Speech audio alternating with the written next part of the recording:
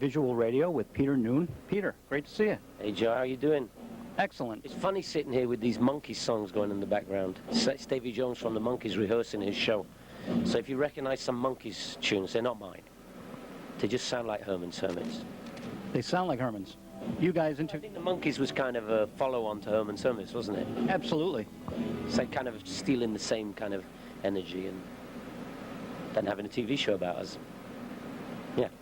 That's probably something that should have happened for Herman's Hermits. You should have had a TV show. No. We didn't want a TV show. We wanted to be a rock and roll band. That's all we were interested in. We didn't want a TV show.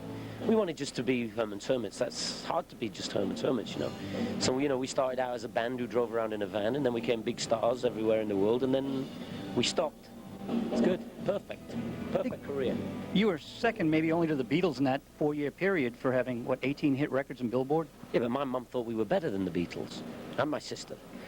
You know, the Beatles were the best thing around. I mean, we just to be even compared in the same sentence is pretty good, thank you. You know, from that period, you know, there were like 4 bands. I think it was like Herman's Hermits, Beatles, Stones, and Dave Clark 5. And then lots of other bands who were sort of had a piece of the cake. They all shared one bit, and we all shared the big part. I know this song. I don't. It's a Monkees tune. I have a 12-year-old daughter, and she's there's this TV channel for, I think it's called Nickelodeon, and they have all these constant, like, those naff TV shows from the 60s and the 70s, you know. It's great. Great channel. Nick at Night. Yeah, Nickelodeon.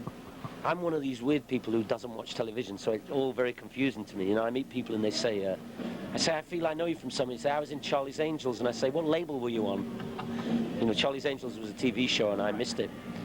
I missed it all.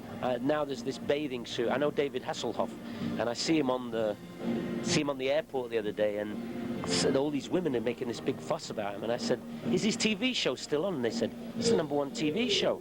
I said, that silly show about a car. And they said, no, it's not a car, it's a surf show or something. Yes, I remember him when he had a TV show. Last time I saw him, he was... Knight Rider. Exactly, he had this car that spoke. I said, that is the stupidest idea for a TV show I've ever heard of. And he said, well, it's doing well. So I said, well done. He's a nice guy, I like him. Yes, now he was on a record label around the corner from my house. Critic Records, part of BMG. All right. I know he's always wanted to be a bit of a singer. He asked me to produce him once, but unfortunately I had enough time for any of that. You know. That'd be cool, a cool collaboration. I think he should go, if he's any good, he should go with Don Was or something like that, get a hit record. Why not? If you're on TV like that, I mean, he's pretty famous.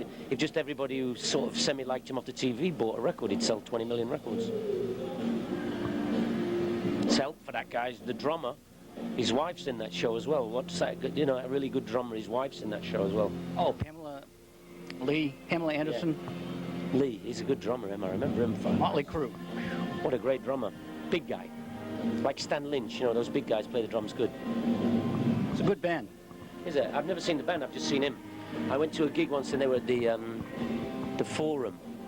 And I was standing in the back because they were too loud for me, and I remember the drummer was like, wow, good drummer. And then he came off the stage and span around and this good stuff. Now, you mentioned your daughter, Natalie. She sang on is it your most recent album, the live album? Yeah, it's a CD and an album that I sell just on my website and at concerts, you know, not on the Teen Idols concerts, my solo ones. And it's just really a collection of, like, live stuff, you know. And at the London Palladium, she sang a song with me, and we recorded it, and it's in the album. And it's different things, you know, Herman's Hermits live, Peter Noone live. It's called Peter Noone on the Road. Yes, we were listening on the way up because... Oh, good. Chris has an autographed copy. She saw you a couple of years ago. Good for Chris. She always has very good taste in music. She does.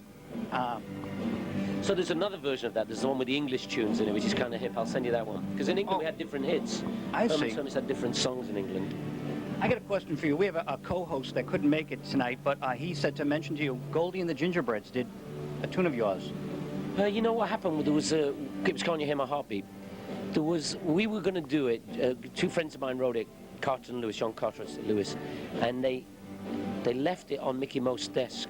And I think Mike, who was the Animals manager, nicked it and recorded it with Goldie and the Gingerbreads. And they put theirs out before we could in England, so we had the hit in America, which was better, and they had the hit in England, small hit. But she went on to become Genya Raven in 10 Wheel Drive.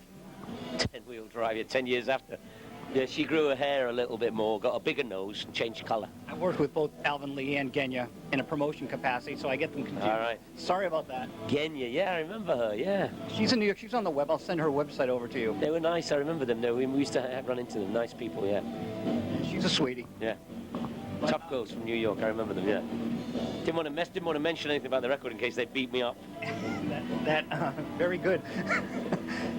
Your daughter recorded with you at the London Palladium. Did you cut the whole live album there? Yeah, we got, no, some of it was in Palm Springs, some of it was, it's all different places. So actually the last time I did a date with Davey was in Cupertino in California, which is like, it's famous because the apples are made there or something, Macintoshes there. And I did Ferry Across the Mersey and If I Fell There. And, you know, bits and pieces from everywhere. We just did Ferry Across the Mersey for fun, which is not my song. Right. But it was fun, and I did an English tour, so I put it in just to tease Jerry. He was on my tour in England. And I really teased him because I gave a credit to somebody on the record that wasn't on the record. I said it was by Jerry Marsden and Les Dawson or some. One of the things he said, he never wrote it. I just wrote that one on my own. So that was great. And I also named the wrong publisher, but that's okay. So you recorded in England and here in America? Bit everywhere, you know, it's just a compilation. And what I did was I went into a studio, one of those MIDI kind of studios, and just cleaned it all up and made it all fit together. And I took the applause from Palm Springs and covered some of the cracks, you know, so that it would sound like one. And then what we did was, for 2 years, I toured with exactly that show in that order, so you could see the show and then buy the record of exactly the show. That's cool, but Peter, you're driving us collectors crazy, because, you know, we want to know, okay, so you... Oh, yeah. You did the one with your daughter at the London Palladium, but... And I just slipped it in. You know what it is? It was, the one in the London Palladium was recorded on a 24-track, and I just took the 24-track back to Santa Barbara, and I went in the studio, and I edited it down, and put it onto a computer, and slipped it in, and just made the applause from one song a bit longer, and then put the introduction in the English show in, and the outs from the English show, and then the applause came back in, and we were back in Palm Springs. Who would know? We know now. I also changed some of the bass notes as well. Some of the bass notes were wrong, so I went into a computer and I picked the bass notes out and I moved them up and down.